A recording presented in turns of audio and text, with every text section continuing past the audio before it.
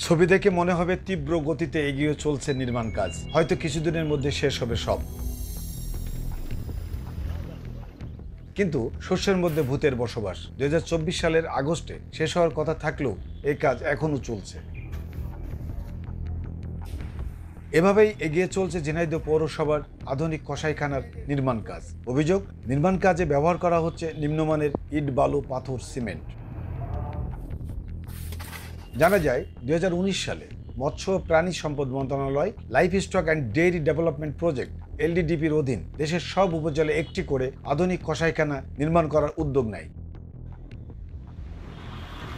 বিশ্বব্যাংকের আর্থিক সহায়তায় এ প্রকল্পের অধীন ঝিনাইদহ পৌর এলাকার পবাহাটি কলারহাটের পাশে 50 শতক জমিতে নির্মাণ করা হচ্ছে একটি কসাইখানা।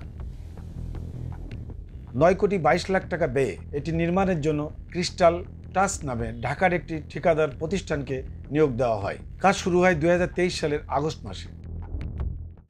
এটা আমি আমি আমি দেখছিলাম প্রথমের দিকে, যেহেতু আমাদের এর সাথে কানেক্টেড নেই, সম্ভবত 9 কোটি প্লাস।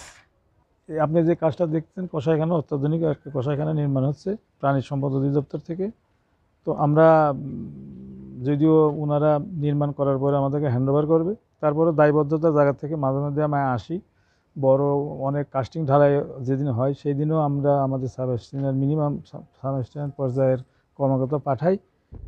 জানা যায় কনসালটেন্ট হিসাবে কাজ তদারকির দায়িত্ব দেওয়া হয় ক্রান্তি অ্যাসোসিয়েট লিমিটেড নামে আরেকটি প্রতিষ্ঠানকে।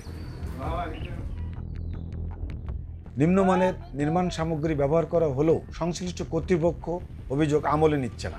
একথা স্বীকার করেছেন ঝিনাইদহ পৌরসভার নির্বাহী প্রকৌশলী ও কনসালটেন্সি ফার্মের প্রকৌশলী। তবে ঠিকাদারের প্রতিনিধি অভিযোগ মানতে নারাজ। পিডি স্যার উনি আইছিল, একটা বালি একটু দুলা পড়ছিল, ওই বালিটা বাতিল করে দিছে। বাতিল করে দেওয়ার পরে যেই বালিটা পাস করছে ওই বাড়ি আমরা ব্যবহার করতেছি। ইটটা আনছিলাম, ওই ইটটা বাতিল করে দিছে, তারপর এইটা নিয়ে ব্যবহার করা হইতেছে। হ্যাঁ, আপনারা ইট ট্রাই করে দেখতে পারেন, যদি বাতিল হয়ে যায় তো আমার কোম্পানি আমি জানাবো ইটটা ভালো না।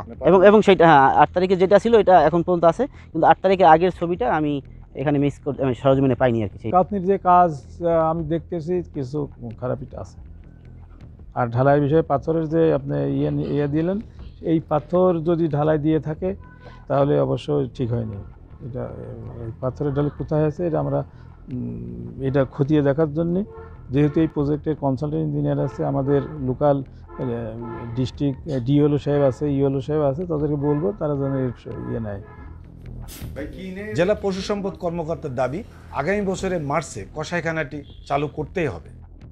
এখন পর্যন্ত মোটামুটি 70% কাজ সম্পন্ন হয়েছে, বাদবাকি কাজ ইনশাল্লাহ এর ভিতরে শেষ হয়ে যাবে এবং আমরা এই কসাইখানার উপকারিতা ভোগ করতে পারবো। মানে এই বিষয়ে আমাদের আসলে ইতিপূর্বে কেউ আমাদের জানায়নি, এবং ইতিপূর্বে আমাদের পিডি মহোদয় এবং আমাদের LDDP ইঞ্জিনিয়ার মহোদয় এবং এখানে লোকাল যে ইঞ্জিনিয়ার আছে এবং পৌরসভার ইঞ্জিনিয়ার আছে, তারা রেগুলার কিন্তু ভিজিট করছে।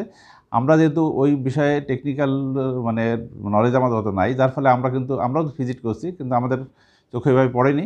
আপনি যেহেতু বলছেন, আমরা এটা আমাদের ঊর্ধ্বতন কর্তৃপক্ষকে জানাবো, তারা এ বিষয়ে দেখবেন কীভাবে ব্যবস্থা নেওয়া যায়। দ্বিতীয়বার সময় বাড়িয়ে 2025 সালে মার্চ পর্যন্ত করা হয়েছে। এ সময়ের মধ্যে ভবন নির্মাণ কাজ শেষ করে বসাতে হবে আধুনিক যন্ত্রপাতি, নিয়োগ দিতে হবে জনবল, তবেই চালু হবে কসাইখানাটি।